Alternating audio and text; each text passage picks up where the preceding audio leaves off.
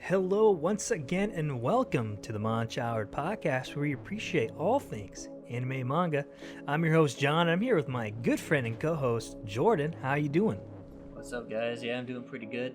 Can't complain. Got a little surf session today, so now I'm ready to discuss the good shit, bro. Dang, early AM surf session. Oh, dude, 7 a.m. Yeah, that's pretty early, but I'm sure you caught some good waves, huh? It's alright. Nothing crazy. Alright, that's good. But yeah, so as I mentioned earlier, we are the Monch Hours Podcast. We talk about anime and manga and show our appreciation for it. This week we're talking about the Chainsaw Man, the end of it, as we know it so far, end of part 1. Also jumping into My Hero Academia and Jujutsu Kaisen, and rounding it out with the latest episode of Attack on Titan. So, be warned, there are spoilers coming up. And with that, we'll cue the intro and crack a cold one.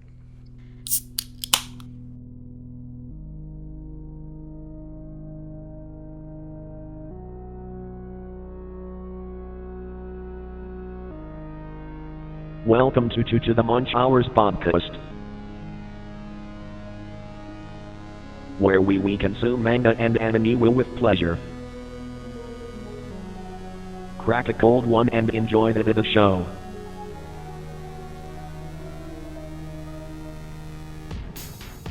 I hope we can finally fight without any distractions now. How do you know the Muju style? Fate is a fascinating thing. The Muju style would be something that I alone am the master of.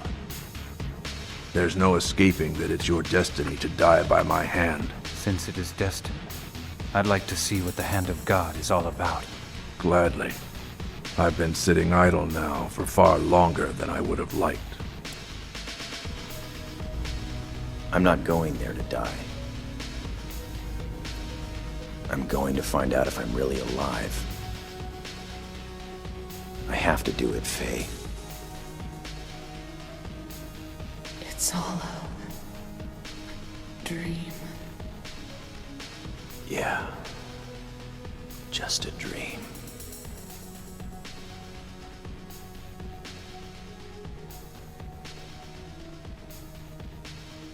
And we're back. Jordan, I know we've got a new week. We're recording early on a Sunday once again, but it's 5 o'clock somewhere in the world. What are you drinking? Dude, I got this Pleo LL. Ooh. Nice and refreshing. It's still hot out here, so I still need something that's it's not too overpowering, hot profiles and whatnot, but still got that good beer flavor, refreshing finish. That's my commercial Nice. for it. What about you, bro? What are you drinking? Let's hear. I got a Paradise Pale Ale from Island Brewing Company, again here local from Carpinteria, California. So cheers to that. It's the Pale Ale boys right here. Pale Ale boy, Pale Ale on the Sunday. Yeah, buddy. That's what I'm talking about. Pretty soon we'll get into the really cold months, and we'll be drinking them nitros and the stouts. Them stouts, yeah. We're gonna be packing on them pounds. We're gonna be the stout boys. Stout boys, not the Proud Boys, but the Stout Boys. Stout boys. Stout Boys in the Monch Mob, he would come. That's getting like rowdy. That's some '80s like hip hop group right there. I know. I kind of caught a beat with it too when I was saying it. You did.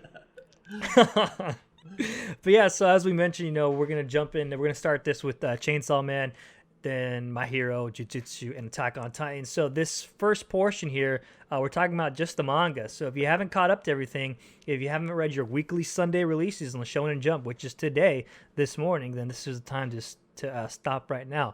And if you're watching, on YouTube, then you can just jump ahead to the spot that you're cut off on. But if you're listening, then we do actually also have this on YouTube as well at Monch Hours. That's our YouTube channel. So this week was the end of Chainsaw Man, or what we thought was the end of Chainsaw Man, but it was actually the end of Chainsaw Man's introduction, or the first arc, man. How hyped are you, Jordan? Bro, I'm pretty stoked. I mean, we were hearing, the whispers that this was the end. And Right. then I think it was like earlier this week where you saw something, then you sent me the text and you're like, it's the end of part 1, and we're like, yeah, I raised my fist and cheered and just rejoiced because it wasn't really over. After that sad, you're like, oh well, I guess this is the end. But then it it was like that one panel where people had the chainsaws and they're all celebrating Chainsaw Man. That was us. Yeah, seriously. Yeah, because what we understood was that we heard that Chainsaw Man was in its final stages, and then we heard it's going to end in the next 2 chapters. And earlier this week, the announcement that came up, and it was a leak. Of course, it's a fucking leak. They're all goddamn leaks. But this was a leak that Fujimoto said, his editor said, please, try not to say anything till official release, which didn't work. But they said it was the end of part 1, and that was when I heard that, I was so ecstatic because this world that Chainsaw Man is in, it has so much potential, and I think we all kind of realized that, especially from the beginning. We kind of got drawn in. I think right with the Santa Claus arc, the puppet arc. Well, I guess I wouldn't call it arc, but that battle when they fought they got taken to hell and they fought one of the primordial arc demons, fears, which is the Dark Devil. Yeah, so oh man, dude, there's just so much potential. So hearing this, not only is it of course one of our favorite mangas that we've ever read, and also getting continuation, just man, there's no better news I think for a manga than to hear that. Yeah, for sure. And I don't know, it's cool this, looking back on it, how this whole part 1 has been basically just a long origin story, 97 chapter origin story, because you see it's jumping ahead to the end of the chapter, but it's Denji knows he's confident in himself, the whole story, or this first part has been kind of him. He's got a lot of self-doubt, Yeah, and just a lot of brooding, he just wants a normal life basically. And now he has a purpose in life. And, I mean, this whole, basically, from chapter 1 till 97, that's what we've been building towards. So now, it's, part 2 is going to be, Chainsaw Man, the superhero. the superhero, yeah. It's end of part 1, public safety arc. And, I know we got Denji, in his character progression, 97 chapters. But yeah, let's talk about this opening scene here. A full color page spread of delicious, delectable Makima. Oh, dude, I sliced me up some Makima sushi. I mean, she was pretty thick. I mean, slice me up some of that cake, Bro, you want the nuggets right there, bro? Bro, I'll take the nuggets. I'll take the This is so gross, dude. This is so vile. I mean, it's not vile, but man, it's crazy. We got a full color spread of essentially these meats, food, and Denji just chowing down. Yeah, the one that left me kind of disturbed is that small panel. It says extreme juice, and it's just a blender of blended Makima. I was oh, what is that? Extreme juice in the hot pot. Yeah. Oh man. Mystery meat. Mystery meat. We know. Oh man. Ugh, I guess literally just got chills right there. Yeah. And I'm getting sushi too, so I'll take a picture. Oh man, that's gonna make you hungry, right? Oh yeah, delectable. But I mean, it's funny. It's just so weird. It's typical Chainsaw Man insanity. It is, yeah. And you get his explanation when he's talking to... Dude, I can't remember that guy's name to save the life of me. Kabanishi. Oh, shoot. I forgot it now. Scarface? Scarface, yeah. Yeah. But, yeah, he's, talking to him, and he's just saying, how he did it out of love, basically. He just wanted to be one with her so much. He really cared about Makima. Yeah. And this is his way of, showing love in a really... Hannibal Lecter, twisted, just disturbed way. It's like a way of like sparing her in some weird way, where like he knew he had to kill her, but like he didn't want to kill her, so how could he like be as one? It was so yeah. If you haven't read if you read the chapter, you know what we're saying here, but it was very interesting. Yeah, that's for sure. I like how he's also like basically this like being a dog walker. He's got like 15 dogs with him in this opening scene. Oh, it's like And Meowie, Power's cat. Oh yeah, he does. I didn't even realize that. What, dude? I love that. If you didn't see it, there he's like riding on his head, and on his shoulder. I love it, man. He's got all of Makima's dogs. Yeah. So he's got his own little family here, his own little animal family. Yeah. Inherited. I like Kishibe, that's his guy's name. Kishibe. Kishibe, yep, that's it. I'll forget it by next week, but not next week because there's no more Chainsaw Man. But fuck. I just like how he was always like cool with being one of like Makima's dogs, and now he's like the leader of the pack. Oh. Ooh, You know what I mean? you're right. Yeah. Look at that. If that was what they were going for, I don't know, but that's what I'm gonna pull from it. Yeah, I mean, then what was crazy is I did not expect this. I mean, I knew we were getting an ending, but I did not expect that we actually got the control devil back. Oh yeah. Kishibe, it says the kid was discovered in China. What the hell? Yeah. I didn't so I wonder if there was some type of time, like how much of a time skip happened, because like does the devil just respawn, reincarnate into a previously Like a person being, or like it just inhibits somebody, Yeah. which is interesting. That's the wrong word. Inhabits. It's John Carlos' fucked up vocabulary again. Inhabits. Possess. I don't know. Possess. Yeah, that's the word I'm going for. That one. But it was pretty crazy. Like as soon as I saw those eyes, I said, "Oh no." Yeah. But it's Miss cool Makima. how Kishibe, he knows that they can't just return, this controlled devil to like the government. Like it has to be done a different way. Yeah. And like he recognizes how Denji has been able to like touch, like just emotionally, like just connect with basically everyone he's come into contact with, and like he puts like the trust in raising this devil into Denji's hands, and he already loves the previous, control devil. Yeah, so it's interesting. We do see like again the intellect or the mystery that is still surrounded by Kishibe. Like, how much does he know? Like, how much does he know, and how much does he plan ahead?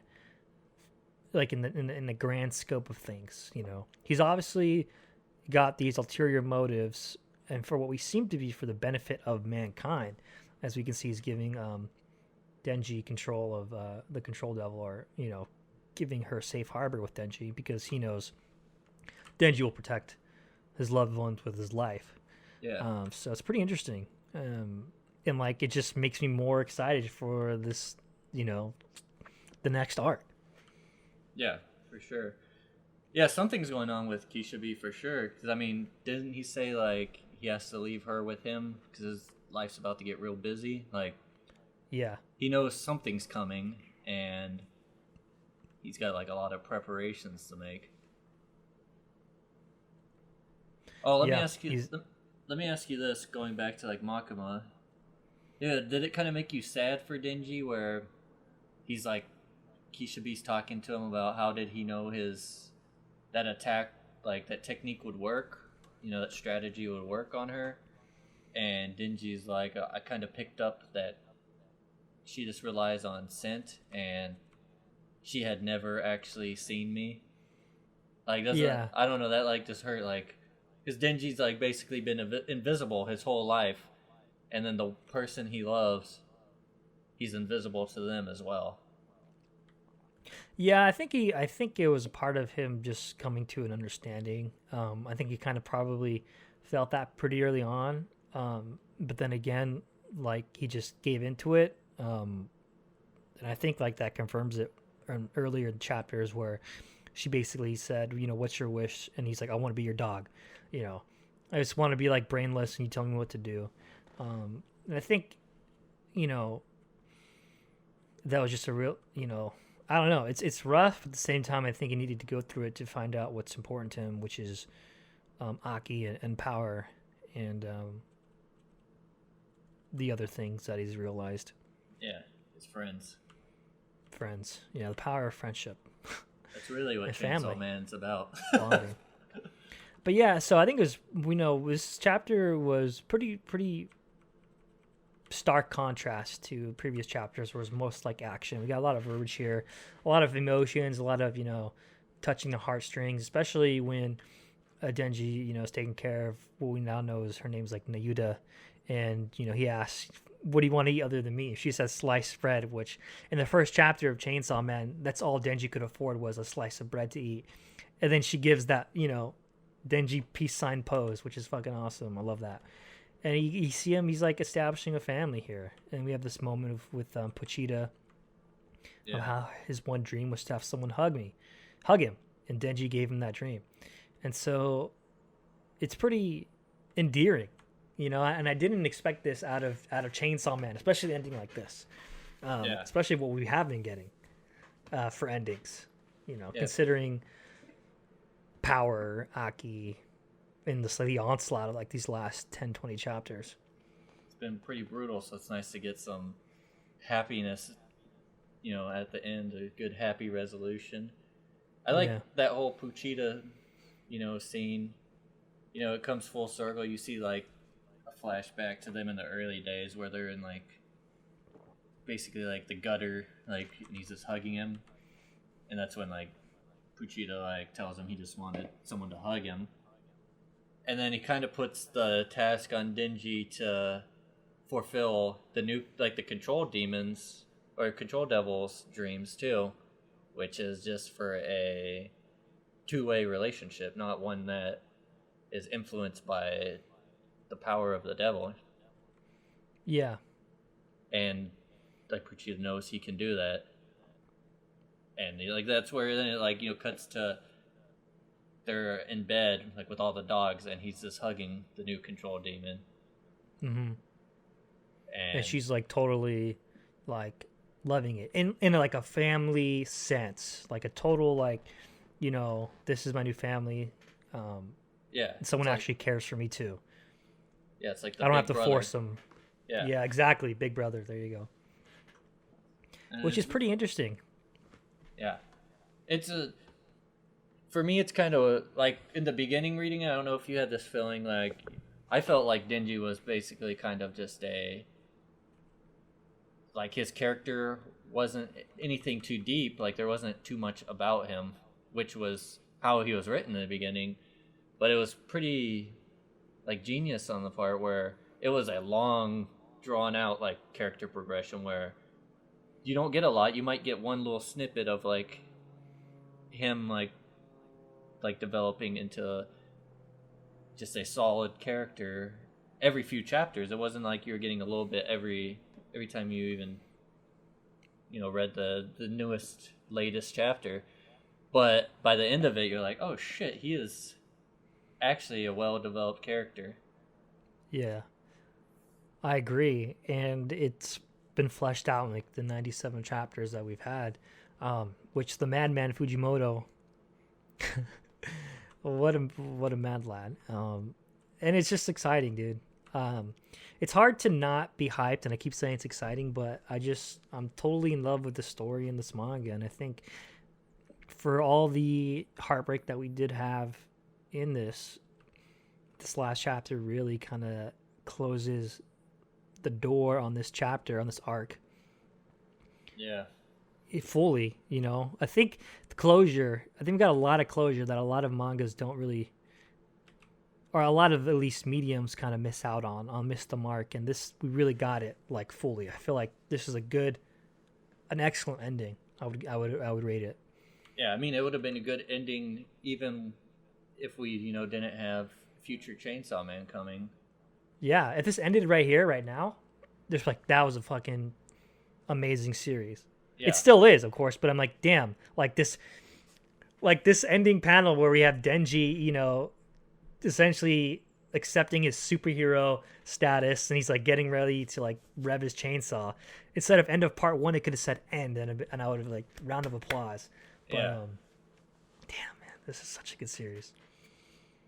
Yeah, If you haven't read it, read it, and if it's got spoiled, read it anyways. Yeah. Do it. Fucking Chainsaw Man. Gangster We've been shit. saying read it since we picked it up. Since we started reading it. Yeah, I think we knew at the very after the first 10 to 20 chapters, we were like, man, we can't just read. What were we reading? 3 chapters, 5 chapters? Like, no, we can't do that, dude. We just gotta read 10, 20, Yeah. and we gotta get caught up. We gotta keep reading this weekly because it's too good. Yeah, I think that was our goal. Like, we just all right, once we get caught up, that's where we'll really start diving into it. Yeah, Well, it took like a week. yeah, it really did. It just pulls you in, man. And shout out to one of these guys. His name is oh my god, I forgot his Discord name. All that easy or something like that. But I was talking to him about this recent chapter, and we were going about it how like, dude, where's Kobeni? Where's Kobeni? And he's like, dude, no wait, Kobeni's gonna be the mom in the family now. And I was like, that would be her luck, she just gets rid of her responsibility from her previous family, and now she inherits a daughter and starts panicking about it. Yeah. That'd be funny. Yeah, it would. She has added a lot of comedic factors to it, so I That could would see be that like- happening. Yeah, that wouldn't be too far fetched from the Chainsaw Man, All But Easy. That's his name. Chainsaw Man universe. Yeah. Let's see. But I think that pretty much wraps us up for Chainsaw Man here. The end isn't the end, and in a sentence, where one chapter ends, another begins. So Yeah. End of the excited. beginning. End of the beginning. All right, on to what we're doing. I guess My that wraps Hero? it up there. Yeah, we'll jump into My Hero Academia, which is going to be chapter 294. Yeah. I'm opening it up now. 294, yes, sir. So this one, what do you think about this, Jordan? Because now you're all caught up. What do you think about everything, the battle? There's a lot going on. For some reason, this chapter in particular is hard for me to keep up with. Just with, like, each panel, it almost jumped between, all 5 different set pieces or whatever. I'm not sure how many different areas that it's tackling right now, but at least 3, 3 different combat settings. You got the kids in the forest who, like, put it all out there to put the sedative, and into Machina? Gigamachia. Gigamachia. Yeah. So, like, you got a little bit of them. You got Best Genus. You got the Dabi and Todoroki. You got... Who else? There's Mr. multiple... Compressed. Yeah, this one, I agree. This one actually was a little hard for me to keep up as well. So I'm happy you mentioned that because... especially like the scenes with Shoto and Dabi, like I like the fire kind of throws me off a bit. How it's like smudgy a bit, Yeah. and like but there's a lot going on. Especially now we're having like flashbacks thrown into it as well already.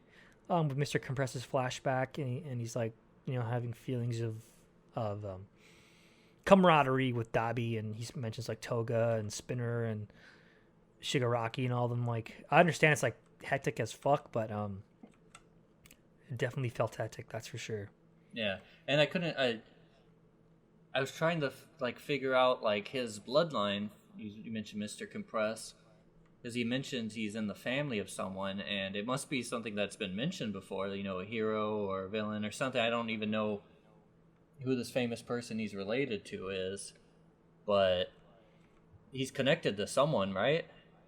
Yeah, I guess one of the original like maybe anti-heroes, the king, like king of thieves.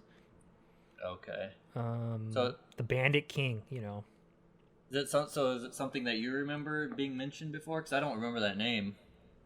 No, I don't. Okay. I don't remember this. I think maybe in the beginning. I know there was a period in the My Hero universe where, like, when these quirks appeared, it was kind of lawless, and there were a lot of just people with quirks, and like I say anti-hero because this guy robs from the rich and gives to the poor. The Bandit King, and I think there was a point where then bad people started doing bad things, and that's what gave rise to the hero system, the hero society that we know today. And that would be like obviously super summarized. I'm pretty sure that's how it went down, and I'm not sure if it was actually mentioned into greater detail in this manga, or I'm just blurring the lines between this and then the Vigilantes spin-off, the My Hero Vigilantes, because I'm reading that as well. And they go into greater detail of that, especially with O'Clock in that series and how he was like one of the original heroes. And there was kind of like a band of them. That's how it came about. So I think that's where I think it's more of a Vigilantes thing is where I'm picking it up from. Gotcha. I do like with Mr. Compress this whole, because he basically, for the greater good of his group, he like deals a fatal blow to him to free up some space like on his body to actually activate his quirk and use it to help everyone. So he like is sacrificing himself, and I like the fact that we're like dealing with obviously we're rooting for the heroes, and they're sacrificing, they're putting it all on the line for like what they believe in. But at the same time, the League of Villains, they have their like reasons for doing what they do, and they believe so much in it that they're willing to sacrifice everything too.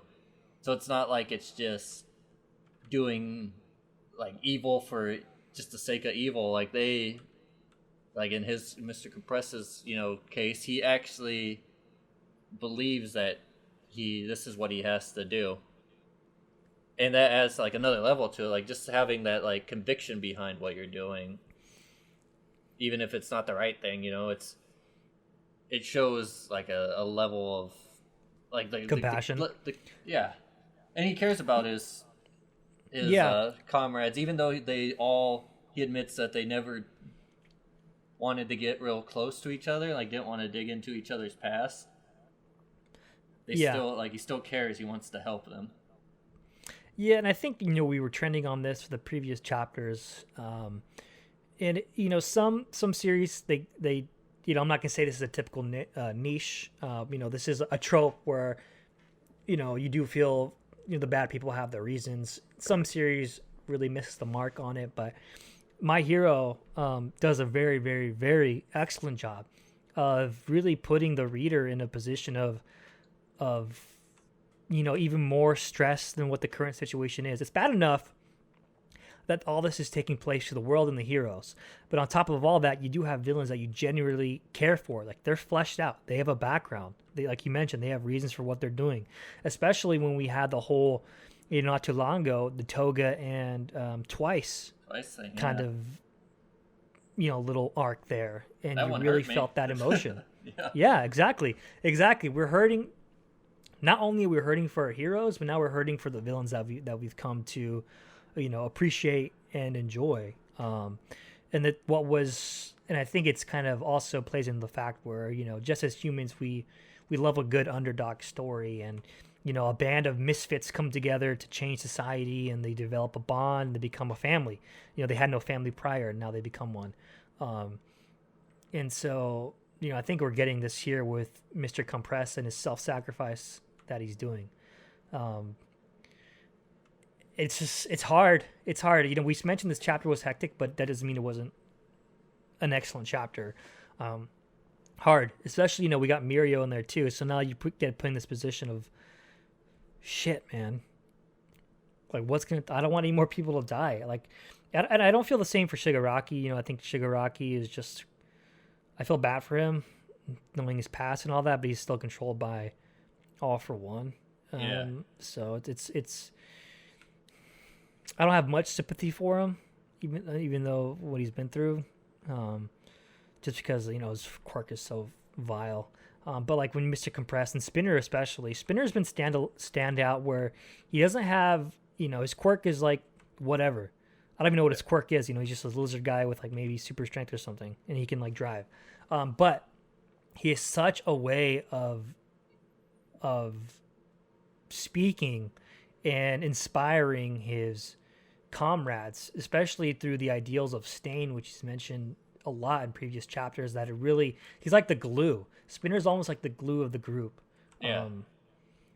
And I love that. And so it's hard not to love it.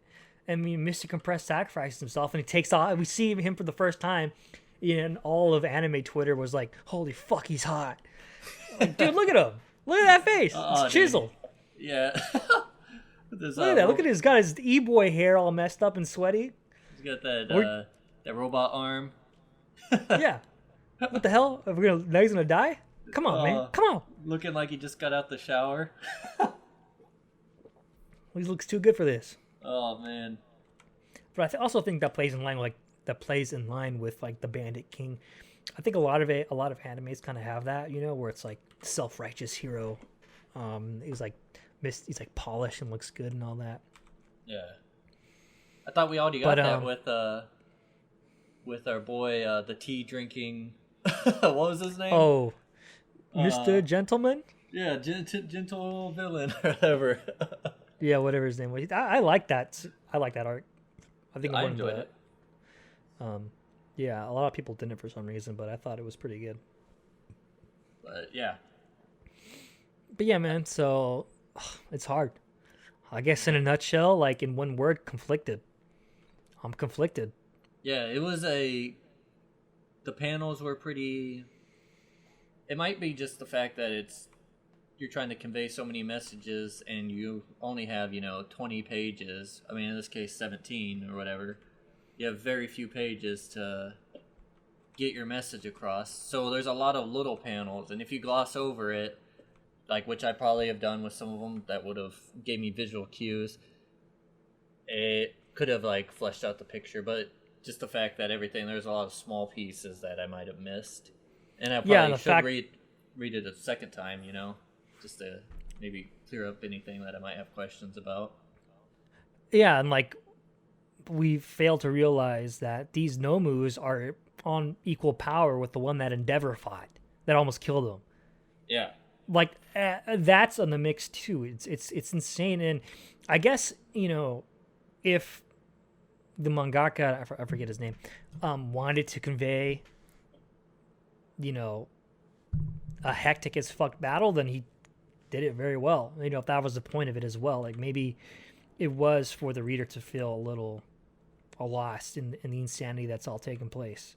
Yeah, I mean, yeah, we even had Mr. Murder Kill God Dynamite. Yeah, get mentioned. Yeah, and he's like talking about how he won't be able to take a hit from us, and so he just knows he has to dodge to keep the attention of the Nomus. Like we have that whole battle going on too.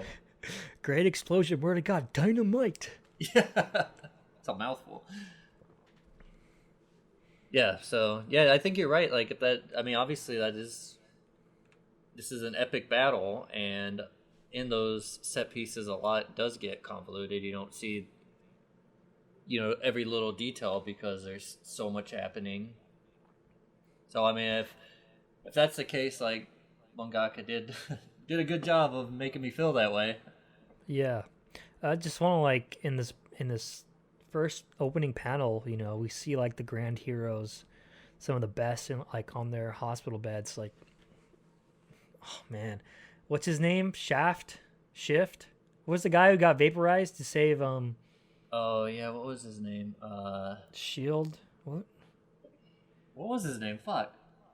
Yeah, they have a little thumbs up in the beginning right here, and a black panel in the background. Damn, Yeah. man, that was a crazy chapter too. He got disintegrated. He did, but gave the inspirational thumbs up as it happened. Yeah, what a fucking hero. Which is interesting because I knew Mirko's fucked up, but I'm glad she's still alive. And shout out if you guys love Mirko, read Vigilantes because she's in it, and that's fucking cool. A little bit more of an origin there. But we also see Gran Turismo. Oh yeah, I thought he was dead. What the? Yeah, we see him on life support, which is really interesting. Yeah. Like, he doesn't have the black panel like the hero at the top does, so maybe there's hope for him still. Hopefully, can't do Torino like that. Our boy used to You be what- our boy used to be 6 foot tall, and then he legit is now 4 foot. Like, Yeah, and speaking of the greats, what I love the most here is out of everything that's happened, we have no All Might. And I love that because All Might's kind of like the oh shit button, you know, it becomes easy mode in a way. You know, he's the big hero that comes in to save the day at the end. And I love how all these are taking place without his help. yeah, If that makes sense. Like we this get the dire straits. this is like really the first test of like the hero world without All Might. You know, we got the was it Kyoshu where that one where Endeavor fought that Nomu, but Yep. that was basically a one-on-one battle. With Here the help of Hawks too. Yeah, We still yeah.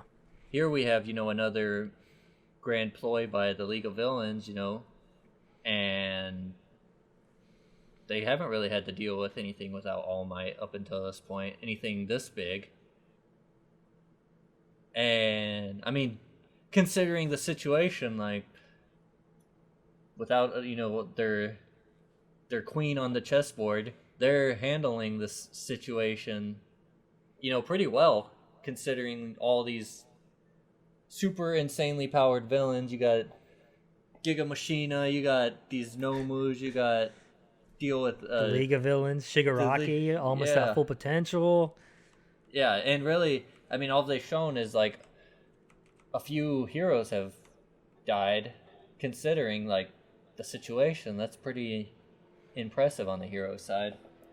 Dabby's still going fucking crazy. Yeah, Dabby hasn't been subdued. Need to deal with that shit. It's fucking nuts.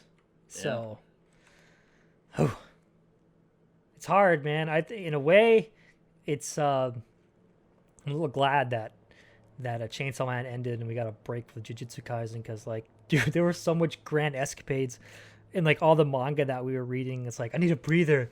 Yeah, seriously. But yeah, man, I think that pretty much. Yeah, I think that pretty much sums it up for My Hero. I'm not sure if you want to mention anything else, but I think we wrapped it up pretty well. Yeah, I think that covered it. All right, so then we'll jump into Jujutsu Kaisen. As you know, we mentioned earlier that we got a break in this one. We had a little, just 1.5 or a little 0.5 chapter, as they would say it. What is it? 132.1. Little 0.5, little break. I actually like reading these chapters because it fleshes out the characters a bit more. Yeah. And it takes away from the sadness that's currently going on in Jujutsu Kaisen. But I love like this little panel of like Yuji Chidori in the basketball, and then Nobara Kugasaki in her fashion. I'm feeling things, man. I'm feeling things for her. Yeah. Are you feeling Makima Such a things, badass or? character. Nah. But it's just cool. I really enjoy the fleshing out of these characters. You know, it's hard not to like them. It's hard not to like these characters. They feel very unique, very their own, not a copycat of someone else, and they all hold their own as well. To have a strong female lead. There's just strong females in general in this series, very strong females, and it's good. I'm totally over the trope of like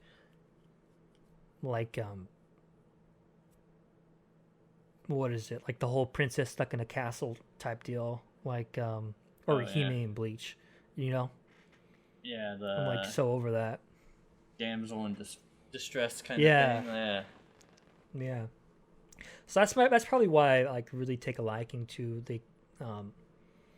these characters, because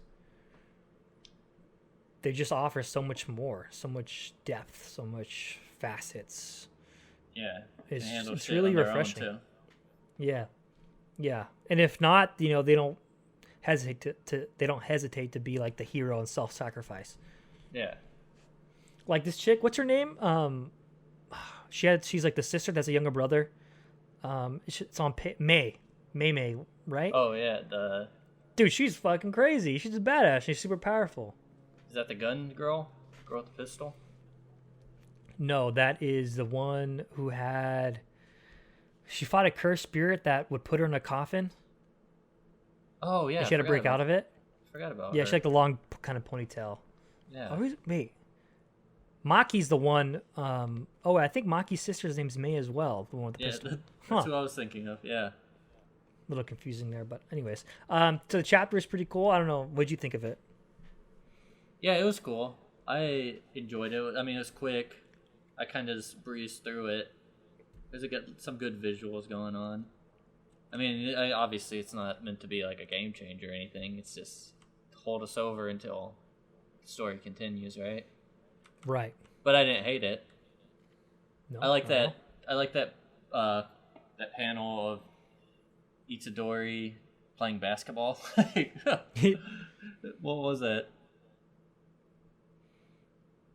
Huh? I think. Oh, I didn't even realize. Like, just looking at it. So the title of that little part, it's the Miracle Generation, and I'm pretty sure in Kuroku's basketball, that's what. Yeah, they I was called. gonna say. I think this is what you were talking about. Yeah. Oh shit! I didn't even pick that up. All right, this chapter is awesome. Goated. Best chapter ever. Best chapter ever. I fucking love it. Yeah, dude. Sick chapter. Not much else to say about it. Pretty short and on point. Yeah. But now we'll jump into the anime, and the anime is going full stop, or non-stop, I should say. Yeah. There's a lot of good moments in this episode. Just yeah, I'm trying to think back on it right now. I like the little moments, Itadori and Junpei. Oh, we're in the anime now, people. So spoilers, by the way. Yeah. Let's go. We'll just get the spoiler warning. There wasn't much of a transition. So watching, listening. Sorry, you didn't spoil anything. We're still. We just talked about this. We just talked about the extra chapter, which has no spoilers. And now we're in the anime. So most recent anime episode. If you haven't seen it yet, this is a warning now. Good luck. Yes. Junpei. So I like that, just the scenes where they're just hanging out, they're being friends. They're like cracking jokes, Itadori's like acting out scenes from movies. Hits some with the Castaway. Castaway Wilson, yeah. Yeah. I don't know, those little moments were just enjoyable. He gets the phone call from his handler, and he's like, no, we're about to watch a movie, like pick me up in a couple hours. Like, it's just building friendships. Yeah. And like, I don't know, I love that. You have I don't know, just a lot of just development, really. And like Itadori, when he like makes a friend, it seems like he's basically like just upfront with him. You get Junpei, who's asking, like, you're a jujutsu sorcerer, right? And Itadori, like, there's no hesitation. He just tells him yes. And then he has that little inner monologue, like, should I have told him that? But it's like his character to be just upfront with the people he calls friends. Right. Yeah, I love that. I think, I'm constantly being impressed by how well the transition from manga to anime is done, and it hits to the point of where you mentioned the friendship that's being built. It feels natural, like not forced at all, and you really do see it in these episodes, because there was like, of course, a standoffish period of like, Junpei obviously is friends with Mahito, and he understands that Jujutsu sorcerers are Mahito's natural enemy. But yet now he's befriended by one, and they have the connection of the movies and all that, and it's really cool because obviously then this guy has been bullied, you know, for what we can tell by most of his high school life. And kind of jumping off on a tangent here, I think people were misunderstanding the burn marks. He had the cigarette marks on his forehead, and people were saying it was the mom. It wasn't the mom. It was the bullies at school. There's a slight second you might miss it, but the bully's taking a cigarette to his head, and then it fades to black. People were thinking that it was the mom because she smokes, but no, it's not that at all. The mom is a sweetheart, and God bless her, man. It sucks that she had to die like that because, damn, she was only in the episode for like a fucking, what, less than half of the episode, and I did manage to get connected to her and feel for her death and actually get sad. Yeah. And it makes sense, you know, you see why Junpei, like, he kind of loses it after that. Like, his mom just got murdered, and like it flashes to, you know, that there's that little time skip after she dies, and then shit starts going down at the school. And like you can almost like understand like why he's just like snapped, basically. Like he's been just kicked while down the whole, like, for the whole time we've seen him as in this series. He's just been getting fucked with, and then this might have just been that breaking point, you know. And it's sad to see that, like, just on like a human level, you know. I agree. You know, I think we all can relate to that point. Where even like in the beginning of the episode, Mahito's like talking to him about, or I think it was last episode, about having like a little small person, and Junpei was like, I don't really know about this, but if this was my mom, I'd probably snap on you. You know, I think we all can relate to that. You know, our mom is super important to us, so yeah, really kind of hammers the point down of kind of how fucked up curses are and all that.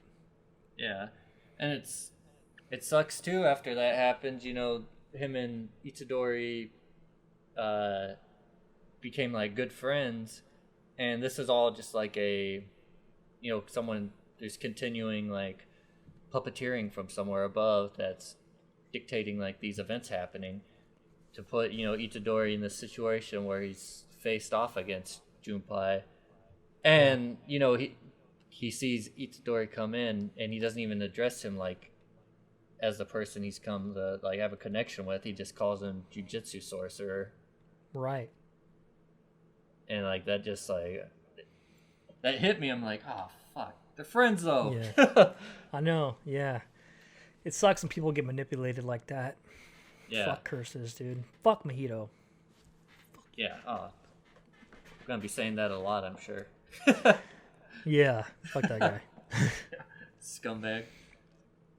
But yeah, so we'll see what happens in the next episode. Yep. It's only going to be critical. But I think that pretty much wraps it up for this week's anime episode, yeah? Yeah. On to the king. On to the king? The king, dude. Everyone's favorite right now. Attack on Titan. Attack on Titan. Susugayo! Or can we That even was call my that? Erwin impression. Was You it? mean Attack on Marley? Yeah, dude. Attack on Marley. What is this? It's Attack on changed. Eldians? It's changed. Attack dude. on the Everything's- Marlians? Aaron, who? What's going on? I don't even. Who's Aaron? I don't even know who that is anymore. Levi. Bro, I literally can't believe we've had 2 episodes of Attack on Titan. Spoiler alert. Attack on Titan, latest episode dropped today. If you haven't seen it, get off this channel right now. But again, no Eren, no Mikasa, no Armin, no Connie, no Sasha, no Hanj, no Levi. Yeah. What anime are we watching right now? Seriously. But why am I loving it so much? And why am I loving it? Dude, it legit just hard turn to fucking World War I trench warfare. And it's a legit war movie now. Or, yeah, war. It's just a war setting. Yeah, And we're it's watching good. Band of Brothers on the HBO channel. I think so, dude. Because that's what we're getting. And again, we're getting this fucking moment of connecting to the bad guys or connecting to the enemy. You know, obviously we can see that they're being, whew, they're being kind of forced. They're in a tight Excuse spot. These Eldians, Yeah, manipulated as well. Yeah, and we come to find out, just through the natural storytelling, that you got the people who attacked our boys inside the wall, our good friends that we've come to love. The ones who, you got Zeke, you got the Beast Titan, you got what's his name? Reiner. Reiner, yeah, you got Reiner. Like, they're basically just pawns, like, being forced into these situations. And they don't have any choice. But there's been so much propaganda behind the people who have hidden behind these walls that if they were, like, exterminated, the rest of their people would be, like, happy, like, somehow through killing themselves, like, because they're the same, these people who can become titans, they're the same, they're in one, but they're just separated. One, fled from the Marley Empire, and the ones who stayed, and now their history erased. Yeah, they had their history erased, and the Marleys, they, like, just indoctrinated them into hating, like, their own people, basically. Yeah, propaganda at its finest. And it's like, as we mentioned earlier, this is very, obviously the parallels are there to Germany in World War II and all that. And it's quite insane. And I think, this latest episode that came out, again, really highlighting the upcoming conflict, I guess we would have, a moral conflict. The viewers, the readers, the watchers, and some of the characters, more important, or specifically Reiner. When Reiner is at the dinner table and he's describing the purely evil devils that are, the original crew, Aaron and company. Yeah. There's a disconnect, he's talking about these people like they're devils, but when he's, like, mentioning how they are, it's like, it's almost, it's like the words were endearing, but the way he presented it himself was evil, right? And I think that he's conflicted. The evil, what he was feeling at the moment was confliction and fear of feelings and reminiscing of his previous relationships that he had with them. And the mom caught on to it, and it was almost like he was forcing himself to say, like, almost like a what do they call them, like those kind of liars that believe lies, a pathological liar, like if you say it in your mind enough times it becomes true. Yeah, like he was saying out loud, like they're evil, just to like he's trying to get convince his mind. himself. Yeah, and when they're not, like the whole Sasha potato thing, and I was like, when he first started talking about that, I was like, how's that evil? And I was like, oh, and then I started clicking. I was like, oh, dude, he's having memories and feelings. I think that's, like, very true, because you see that a few times in this episode. I forget these newer characters' names. I think his name was Falco, or Falco's the one that's really really interesting. Conflicted. Yeah. He's the Chemical X. Yeah, it's gonna spark a revolution. But yeah, you see him kind of mention something that might not align with, like, these Marley beliefs, and you see Reiner kind of come down on him hard, like tell him what the outcome could be if, like, he says things like that. So you see him, like, kind of changing his words and, like, pledging, like, trying to reassure his allegiance to the Marley Empire.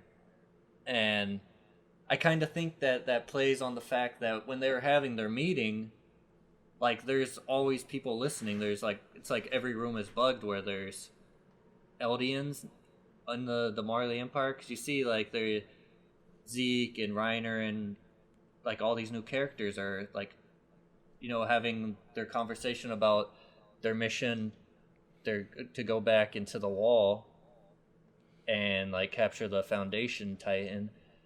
And you see, like, there's a group that's, like, listening in on their conversation, right? Right. And then you flashback a little bit earlier in the episode, and that the commander, the Marley commander, like comes in when the Reiner is having a conversation with, can't remember who he was talking Zeke? to, but was it with Zeke? Yeah. And he comes in and he busts in and he's like, no, or do you expect that any Eldian has any privacy under the Marley Empire? So it's like I feel like maybe like Reiner just is saying all this stuff out loud, and he might not be really believing it, but he has to like say what it is. He's got to toe that line. It's like towing the company line. I agree 100%. And I think the brief spat we had in the train not only was I think that was a part of it, but I think it also was a point of confliction and almost projection.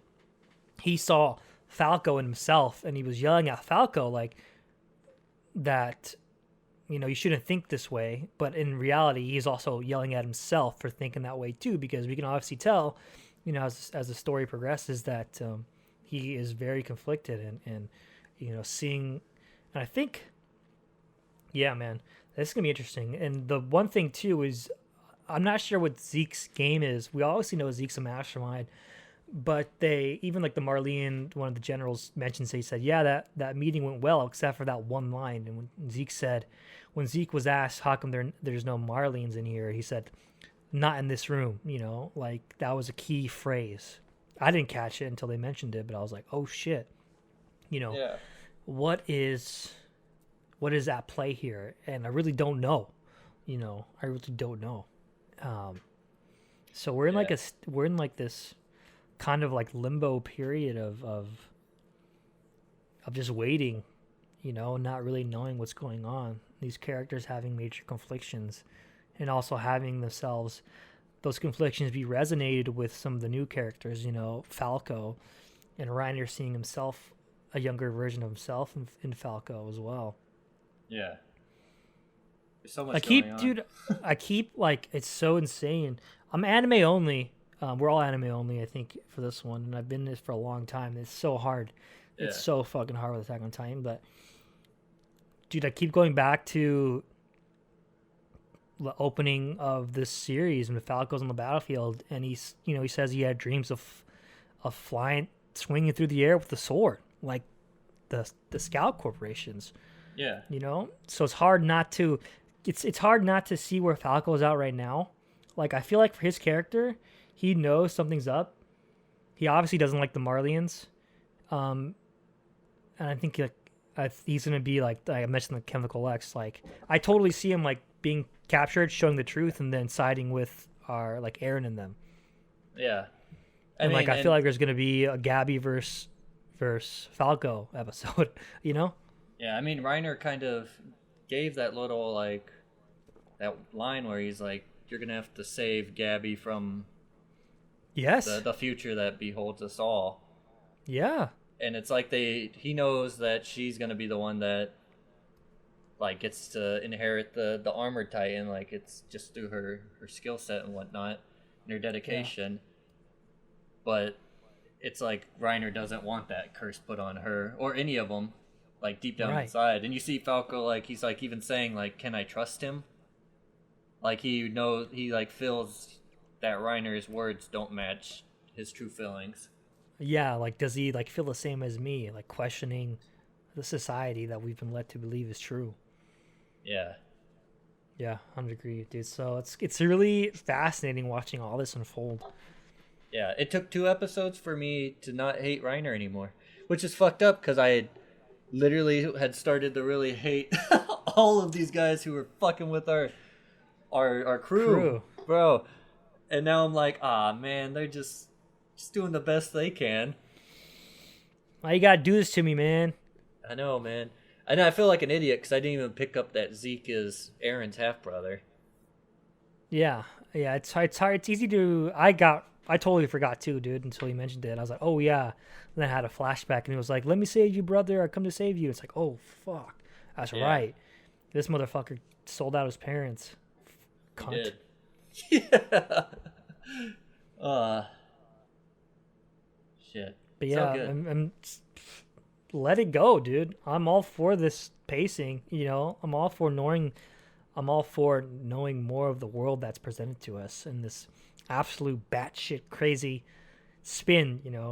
If you told me, after the first season of Attack on Titan that there's actually a whole nother fucking society that's like has planes and cannons and shit and reminiscence of World War II, I'd been like, ha ha ha. Okay, dude. Yeah. Look where we are now. Crazy. Well, Talk about a story. Yeah, it's not even just them. There's like countless other countries out there that are making moves against Marley, and so you're like, this is actually a huge world. And it's not a fishbowl anymore. Yeah, and then the Titan aspect is something that, like they've mentioned, is kind of the Titan dominance is like teetering at the end of its reign. Yes, absolutely. And I think they mentioned like if the plans continue, pretty much our everything we bet on has pretty much come to bite us in the ass. And I think Zeke, like a moment that stands out for me, he said, when they go in to invade Paradise, it's not just the Titans they have to worry about, but it's like Levi. He still has great fears of Levi, and then Reiner still has great fears of Mikasa. This power isn't just Titans; it's the drive and the heart of these human beings. It was funny though. Oh shit! Wait a minute.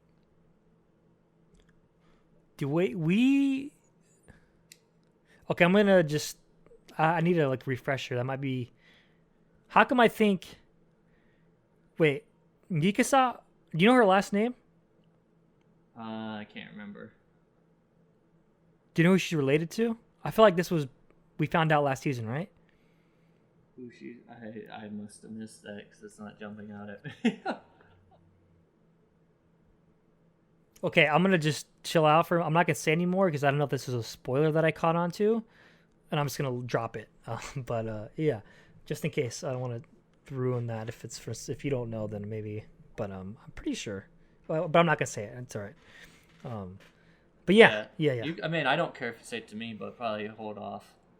Yeah, just in case. I'm holding off because it's a pretty fucking big deal. I'm pretty sure it got shown during Kenny in season 3, his flashback episode, but I just want to make sure because I'm second guessing myself slightly. Yeah. So. Well, yeah, dude, I'm enjoying this change of pace. Yeah, I'm all for it, 100%. I'm curious how many episodes we're gonna go without just touching back on the wall. I'd say one more as they plan their new assault, and then episode 4 will be back dealing with inner wall shit. I can agree to that. Yeah. Good stuff. Well, I think that pretty much wraps it up for this week. We're just past the hour here, or just under the hour, depending on edits. But I want to quickly say thank you once again for watching the Monch Hours Podcast, listening to the Monch Hours Podcast. If you've been following us from the start, we're almost at 1,000 downloads. We're at 956. Shit. So thank you so much. Thank you so much for supporting this channel. We appreciate everything you guys do to support us, whether it be word of mouth, sharing, liking, commenting, subscribing, sharing on Twitter, vice versa. We appreciate it. You guys are the Monch Mob, as we would say. I just want to say thank you from the bottom of our hearts. This is something we've done out of passion, and it doesn't quite sink in the fact that we have that much downloads and listeners. So thank you. I'm John. You can find me on Twitter at Mr. Hans, Mr. Hans, Haunzz, and our official handles for the Monch Hours is Monch_hours on Twitter and Monch_manga on Instagram. And Jordan, you can find him on Twitter as well. Yeah, you can find me on Twitter at HiGhRizza, HiGH_RIZZZAH. A lot of Z's, and that's where we're at, man. If you want to talk to us, send us a message.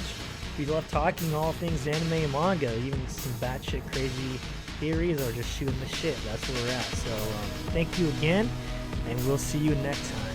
Monch Hours Podcast. Yo.